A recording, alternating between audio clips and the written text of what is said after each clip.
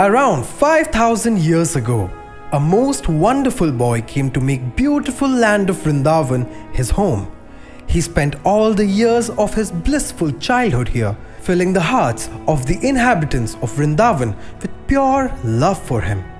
He left his lotus footprints in these enchanting forests, these sylvan groves, these cobbled streets and friendly homes, these picturesque banks of the river Yamuna.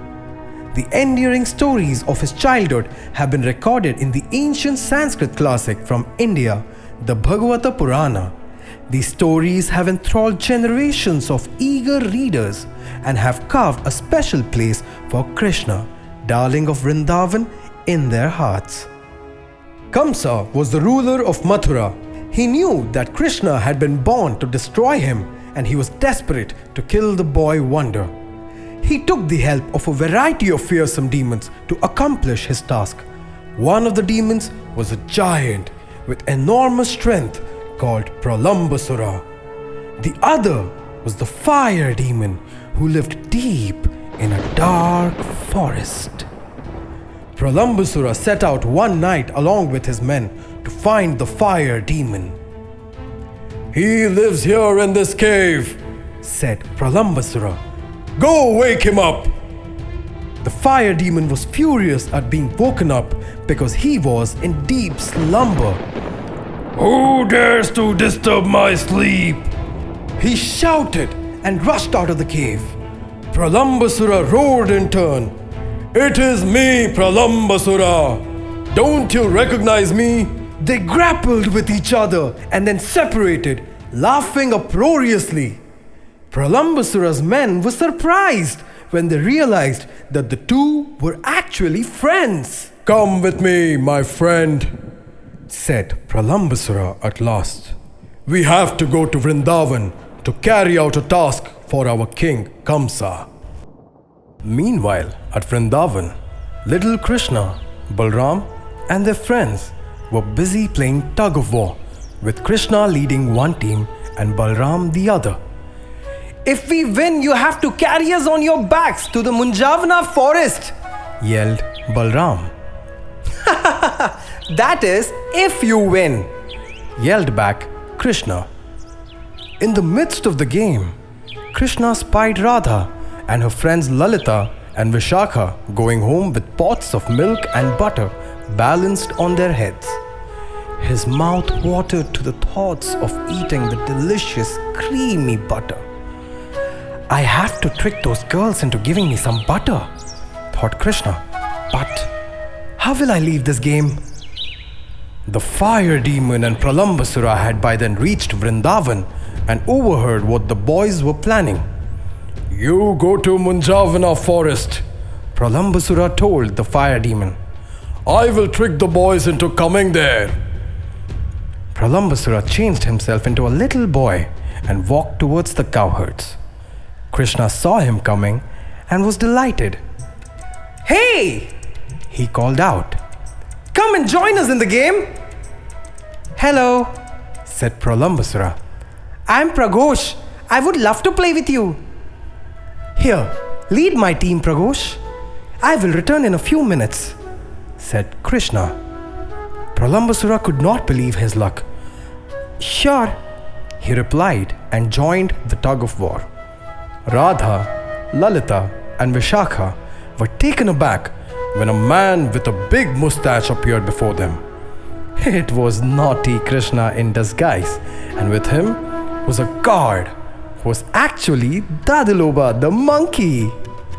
"Hand over the milk and butter," said Krishna in a stern voice. "I am a tax collector for the king."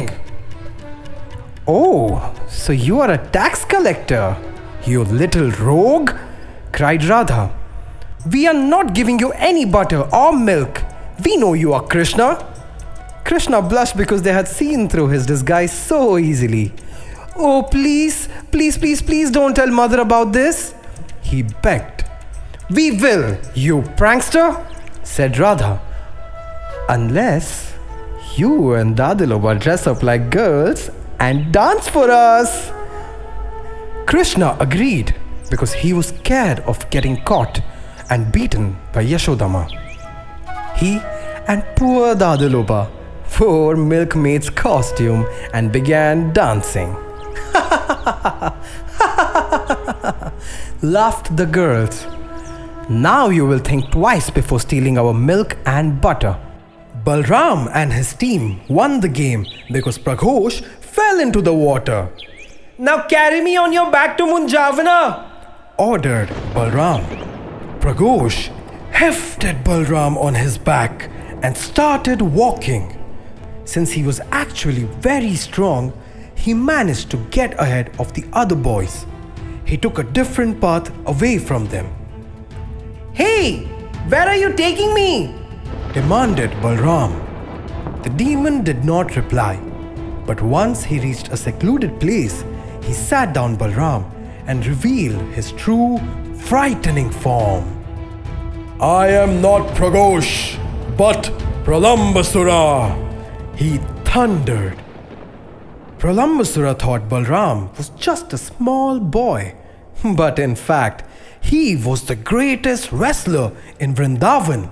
Praghosh or Pralambasura or whoever you may be, you are staring death in the face, shouted Balram. He jumped on the demon's back and began punching him hard. The Asura was unable to withstand Balram's onslaught. With a single colossal punch, Balram felled Pralambasura. The demon landed on the ground with a massive thud, his life going out of him. While Balram was fighting Pralambasura, the fire demon had reached the Munjavana forest and was already burning it down when the boys arrived. Oh no! Screamed Subala. All our cows are trapped inside! The boys started crying and ran here and there helplessly. Krishna heard their cries and rushed to the forest. He began playing his flute, and the sweet notes calmed the cows.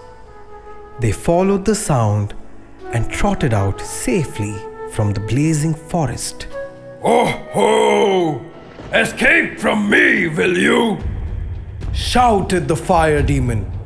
He rushed out in his chariot of fire and confronted Krishna. Little Krishna, far from being frightened, told his friends to lie down and close their eyes. Then he opened his mouth wide. An amazing thing happened.